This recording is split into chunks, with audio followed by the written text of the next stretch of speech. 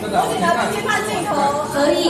请各位贵宾看正前方，让我们留下这历史性的一刻。Please look at the camera on the front. 是一个绿人大学。那过去呢，在这1-2年呢，都积极的在离岸风电的跟台湾的合作，这个不遗余力的在推展。那沃旭能源呢，它有一项就是离岸风电的一个学徒制的一个计划，跟我们大业大学的德国师徒制的那个精神是相符的。所以经过了多次的这个沟通还有协调，最后呢，我们签订了这个师徒制的这个合约。那它过去呢，大概每年会提供我们大业大学大概12位同学到这个国外去进修。那么前3年呢，经过甄选的这个前3年呢，在大业大学修习课程。那最后1年呢，第4年，他到过去的相关的离岸风场的场所去做实务的实习。那会由这个丹麦的这个科技大学的老师呢来做这个导师来实施这个师徒制来教导他。那毕业之后呢，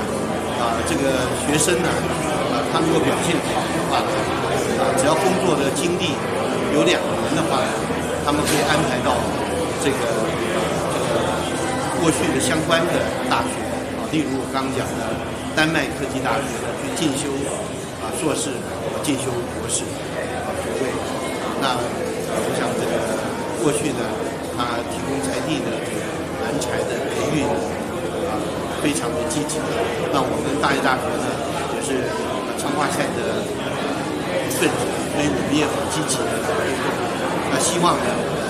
能够遴选到好的人才，在地的人才，然后经过这个训练，能为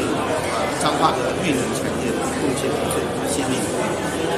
离岸风场的场所呢去做实务的实习，那会由这个丹麦的这个科技大学的老师呢来做这个导师来实施这个师徒制。大学校长梁佐忠表示，来自丹麦的沃旭能源是全球离岸风电龙头开发商，将在大彰化建置离岸风场，急需在地人才。大学长期投入绿能科技研发，德国师徒制办学理念和沃旭能源离岸风电学徒计划的精神相契合，因此获得沃旭能源青睐，双方签订产学合作，共同培育离岸风电的人才。Many reasons, because we met people that we believe 其实呢，我们会首先选择大业大学有很多原因，主要是因为跟校方互动的经验，我们发现呢，学校这边所提供的人才可以提供相应的技能、能力，还有背后的动机。因为在讲风机的运维，它只是需要一个长线的投入哦。那我们相信大业大学在这方面呢，可以提供我们这方面长期的支持。大学风电研究与教育训练中心正式启用后，沃旭能源不只是提供教学用的风机机舱，未来更会举办工作坊，由丹麦工程师带领学生进行实务的操作，期待透过这项合作计划，网罗最顶尖的人才，提升台湾绿能产业再生能源的发展。